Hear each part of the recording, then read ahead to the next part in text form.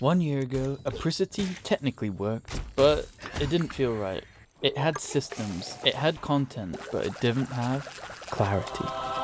Instead of pushing forward and expanding the scope even more, we stopped and decided to rebuild the foundations. Apricity is a cozy, spooky, farming, action and adventure roguelite.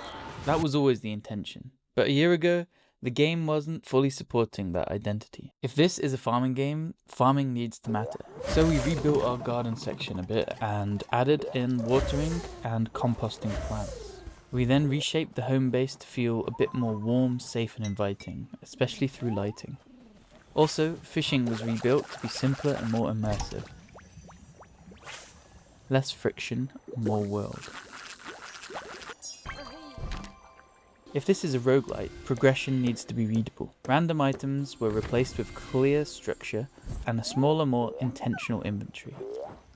The biggest thing that we reworked, and probably the biggest issue that we had, was the power-ups themselves. We were doing some things which I thought were quite creative, but turned out to be just things like we had a cursed snail that would spawn out the ground and follow you along, and if it caught you, it would deal damage, but it would also deal damage to the enemies. Stuff like that was quite interesting, but it came with a problem, and that problem was because it didn't have an immediate effect, you didn't get a reward, and then there was no understanding of what you could use that for. Instead of abstract upgrades, we've tied the progression straight to the player's actions. Every core action now has a dedicated slot. Also, we've cut the mushrooms down from something like 12 and expanding onwards down to just a core 9. And they can all be really easily identified by a language people understand. That's like elemental types. So lightning, fire, ice, those kind of things. And we started building a simple association. So now what you can do is you can go, right, I want lightning. Cool. We'll get the lightning mushroom. We want our basic attacks. Cool. We're going to get the punch cake. We combine those and immediately we swing our sword. And what do we see? We see a lightning trail behind the sword. That reward is there. That association is there. And it's immediate. But the biggest issue wasn't mechanical. There was no clear reason why you were doing any of this, so we added a narrative foundation. Mother Nature, the Queen, is captured and locked away. The world begins to decay, and your role is to restore balance and nature to the world. From that point on, mechanics had context. Once the core made sense, the world could breathe.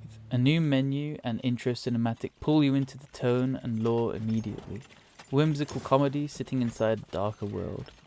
Respawning shifted to ancient stones and soul trees to ancestral tombs, grounding mechanics in lore. Subtle environmental reactions became signs that the world is paying attention. In 2025, we took Apricity out of the studio and into the real world, at playtests, universities and exhibitions. And taking the game to Stockholm as a team to exhibit was genuinely such a rewarding moment. Seeing people play it in person, react, ask questions and give really useful feedback really helps us make an even better game. This year's focus was heavily on launching the Steam page. Visibility slowly turned into momentum, and now we're at around 2,000 wishlists and around 500 subscribers on YouTube. It's not massive, but it's real, and it's a strong place to build from going into 2026. So 2025 was good. So what's next? We still got lots to do, but it's going to be a pretty exciting year, hopefully. And it'll be ending with us releasing Apricity, which will be a huge milestone and something we're hopefully really proud of as a team. So what does finishing Apricity look like? Well, now that we've got a really solid foundation and all our groundwork done, we actually just get to do all the fun stuff. And that looks like new bosses, new enemies, new NPCs, working on new biomes and new levels. Lots of really fun stuff to start fleshing out the game and letting this world expand. And I'm really excited for that. If you want to help, wishlisting and subscribing genuinely makes such a big difference. And if you have any ideas or any comments or anything at all, let us know in the comments. And from here on out, everything builds forward. Have a great 2026.